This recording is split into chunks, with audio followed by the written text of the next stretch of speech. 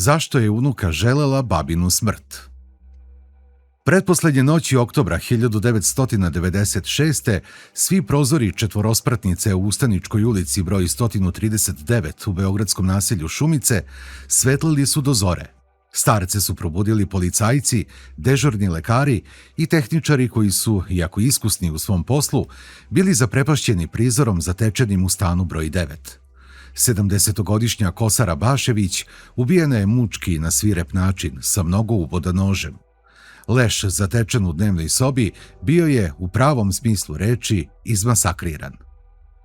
Gotovo da nije bilo mesta na krhkom staričinom telu gde ubica kuhinskim nožem nije naneo udarac. Kosara, službenica u penziji, tiha i povučena, ne bi ni mrava zgazila. Komentarisali su stanari i policajcima pokušavali da pomognu objašnjenjima. Nameštaj u stanu nije bio ispreturan i osim leša sa lokvom krvi na tepihu, sve ostalo je bilo na svom mestu. Kosarina unuka, Marija Bogdanović, 19-godišnja brucoškinja pravnog fakulteta, ispričala je inspektorima da je po dolasku kući, negde oko 2 sata po ponoći, našla svoju baku mrtvu i da je odmah zvala dežurnu službu. Alarmirala je i komšije.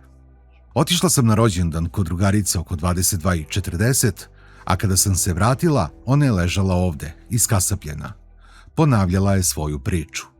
Na pitanje inspektora da li nešto nedostaje, Marija im je rekla da misli da nema novca, više od 150 dinara, ni zlatne ogrlice, nekoliko zlatih prstenova i još nekoliko komada vrednog nakita.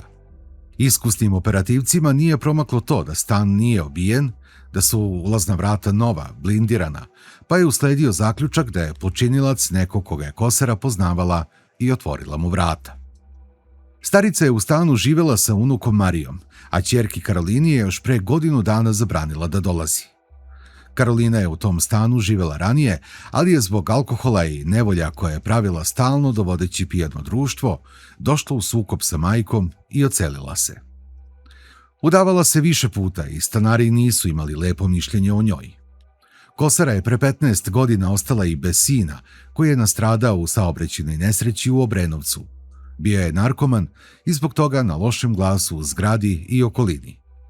Činilo se stanarima da njihova komšinica Kosa, bar pod stare dane, može da se odmori i živi na miru. Marija je bila dobar đak, povučena, ni sa kim se u zgradi nije družila. Unuka i baka su poslednjih godinu dana živele mirno, bez ispada. Sve do te kobne noći, 30. oktobra 1996. godine. Ali postoji nepisano pravilo da tragedija ne dolazi iz nebuha. Godinama zapušten stan, bez ulaganja u nameštaj, krečenje, stolariju. Leto su njih dve rešile da obnove. Majstori su dolazili i prolazili, ugradili su čak i skupe brave na jaka vrata, a komšije su sve to shvatile kao rešenost Kosare da pod stare dane potroši ušteđevinu za koju dotad nisu verovali da ima. Ili, znali su, a pitanje nije imalo odgovor. Odakle toj tihoj penzionerki toliki novac? I kada se desilo to strašno ubistvo, priče su ponovo krenule. Imala je ona para, čime je zločinac nju odabrao kao metu. A onda ide s tim i ono ljudsko strahovanje. Kada su nju napali, da nismo i mi sledeći na redu. Poseban strah je u sve komšije unosilo saznanje da je Kosara surovo ubijena. Manijak i niko drugi nije to mogao da uradi. Inspektori, kao i svi čuvari reda na svetu, radili su rutinski svoj posao. Unuka Marija ih je pričom navela da bi počinjelac ubistva mogla da bude njena majka Karolina, a motiv da majici uzme nakit, stan, da proda i da ima za drogu.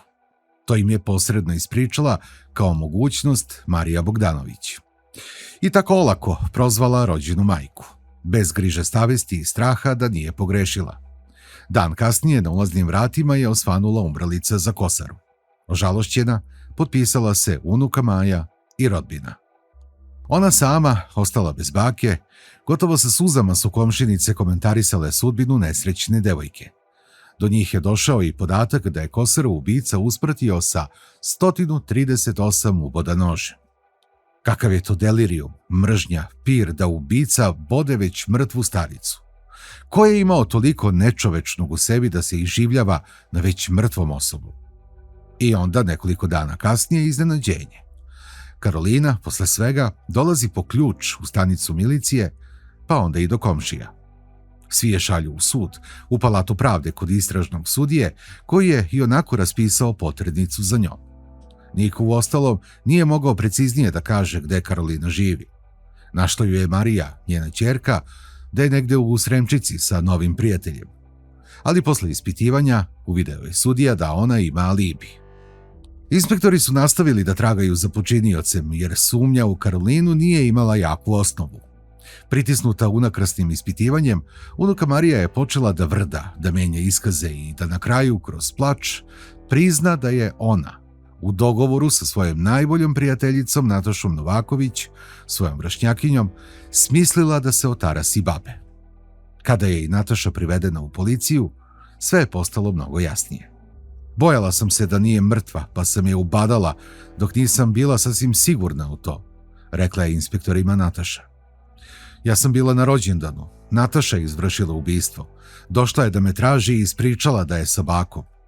Ja joj jesam pričala da me maltretira, ne daje novac, viče na mene i grdi me, a ona je rekla da će je srediti da ne brinem i da posle nemo zajedno odemo u Rim, kod njenog oca, dok se sve ne slegne.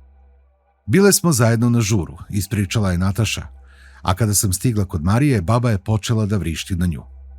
Već smo se dogovarale da je sredimo, ali ne na ovaj način, nismo. Pošla je i prema meni, vičući. Tada je, kako stvari stoje, Nataša otrčala u kuhinju, zgrabila nož i vratila se i ubola kosaru. Nastavila je da je bode, na obdukciji je izbrojano 138 uboda. Nekoliko dubljih, a ostali su bili plitki, naneti svuda po telu. Onaj ko je mahao nožem i zabadao, izgledao je da se umorio od siline udaraca. Tužilac još nije podigao optužnicu, ali policajci su predali istražnom sudiji i obe devojke sa krivičnom prijavom. Natašu terete za ubistvo, a Mariju za saučesništvo i pomaganje. Osim šturih saopštenja, niko zvanično nije voljan da iznese detalje, naročito činjenične, u javnost. Priča se da su njih dve pripadale određenoj satanističkoj sekti i da je Kosara već bila određena da ritualno umre, ali i da su, navodno, njih dve bile ogrezle u drogi i da je baka bila smetnja da na miru uživaju u ovom poruku. Nataša je živela sama u ulici braće Srnić u naselju Medaković, jer joj je otac, niški diplomatski službenik, radio u Italiji. Pokušali smo da od njega saznamo više detalja o okolnostima pod kojima je Nataša umešana u ovo ubistvo. Dalje od ulaza zgrade nismo dospeli, jer se ispred nas isprečio interfon i zaključana vrata. Iz stana Novakovićevih nam se javio Natašin otac, ali nije bio voljan da se sretne sa nama.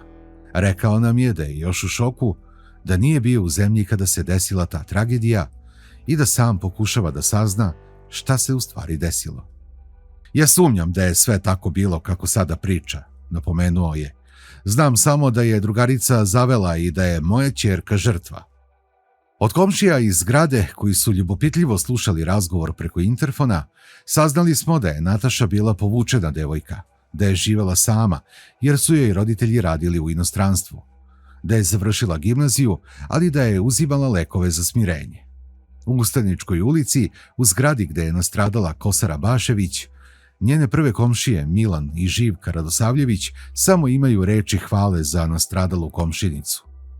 Bila je skromna i tiha žena. I unuka takođe. Zato nas je sve iznenadilo. Maja je bila dobar đak, zato smo je cenili. Kosara je imala nevolje sa decom, i sa sinom i sa ćerkom. Mislili smo da je konačno odahnula. Tu malu Natašu smo videli nekoliko puta kad promakne kroz hodnik, bez pozdrava. Šta se unutra dešavalo, mi ne znamo. Veoma nam je žao nesrećne žene. Radi mira u zgradi volili bismo da se to što pre rasvetli. Ko je ubio staricu i zašto, trebalo bi da rasvetli istraga i predstojeći sudski proces. Ma ko bio ubica, to je uradio na vrlo surov način. Kakva je to osoba koja toliko puta bode već mrtvu staricu i šta ju je nagnalo na to? Reč psihijatra. Dr. Svetislav Mikić, specijalista za sudsku psihijatriju i vrhunski stručnjak u ovoj oblasti, priznati i poznati sudski veštak, zaposlen je u Centru za psihijatriju Kliničkog centra Srbije. Pre konkretne analize ovog čina, skrenuo nam je pažnju na sledeće. Uprkos vaskolikom napretku nauke, ljudsko biće i njegova psiha ostali su i dalje velika zagonetka. Čovjek je agresivno biće i u svojoj prirodi nosi agresivnost, naročito prema svojoj vrsti, što nije slučaj u životinjskom svetu. Za razliku od životinja, čovjek ima svest, pamćenje, mišljenje i inteligenciju. Zbog toga on može na razne načine da počini ovakva dela. Ta agresivnost se oslobađa kada nema spoljnih kočnica. Kada imamo to u vidu, a znamo okolnosti i pretpostavke ovog slučaja koje navodite, smatram da je ovaj zločin izvršila osoba koja je poremećena ličnost. Reč je o psihopatskoj osobi koja u sebi ima crte sadizma. Ako se govori o gotovo 140 uboda, ta osoba je ili zadojena mržnjom na takozvanoj socijalnoj osnovi zbog vere, nacionalnosti ili različite religije, ili je reč o pripadniku sekte koja u programu ima satanističke zahteve i to znači uništiti druge, pokvariti red, stvoriti haos. Dalje, ta osoba može da bude pod uticajem droga, u koje uključujem i alkohol, kao jednu od najdestruktivnijih, najopasnijih, ali i da budu u pitanju osoba sa duševnim poremećajem, šizofrenijom, koja se manifestuje i na ovakve načine. Među ove 4 grupe treba tražiti ubicu. Ne veruje profesor Mikić da je ovaj akt izvršio kriminalac, jer sam način odvraća od toga. Kriminalac rutinski obavlja posao, napominje on, ako treba i uništava onoga komu je na putu, ali ne gubi vreme u obredu. Ograđujem se jer nemam sve elemente ni pretpostavke, ali je veoma važno ako se dokaže da su te 2 devojke bile akteri ili su one radile na tom slavlju. Da li su pile, uzimale neku drogu? Ne verujem da je ovo ubistvo počinila psihički bolesna osoba, već pre ona koju u sociološkom smislu nazivamo nenormalnom osobom. Iskustvo mi govori, s obzirom na to da je žrtvi rana plitka, kako se nezvanično saznaje, da je napadač fizički slaba osoba, koja je trebalo vremena i snage da zada sve te udarce. Ta osoba se nad žrtvom iživljavala sadistički, nanoseći joj nove i nove povrede. Moguće je i element straha od toga da žrtva ne ostane živa i ne optuži počinioca za delo. Zato je strah od posljedica takođe jak motiv za započeto prikrivanje. Znam iz iskustva da je moguće da zbog droge ili drugih stimulansa ubica počne napad na žrtvu, a onda se tokom samog čina seti posljedica i onda nastavi nošen strahom da zadaje udarce. Veoma je važno i to će sud morati pažljivo da sagleda kakav je osuđeni izvršilac dela. Ako se dokaže da je nezrela osoba koja nema izgrađeno svoje ja i da je u tom intelektualnom pogledu niža od svoje drugarice, koja je označena kao podstrekač, veli profesor Mikić, onda je ona samo pasivni izvršilac zločina, a stvarni je onaj koji je naveo na to. S obzirom na okolnosti, ali i na vreme sadašnje, kada je narkomanija postala veliko društveno zlo, sve prisutna okolnost, navodi me da pomišljam da to ima presudan uticaj. Naravno, treba prepustiti istrazi da sve to dokaže ili opovrgne, ali osoba koja zada toliki broj udaraca mora i sama da se isprska krvlju. Tu prosto su određene kriminalističke tehnike koje to sa velikom sigurnošću dokazuju. Psihijatrija je samo jedan deo onoga što će se koristiti da se rasvetli ovaj zločin.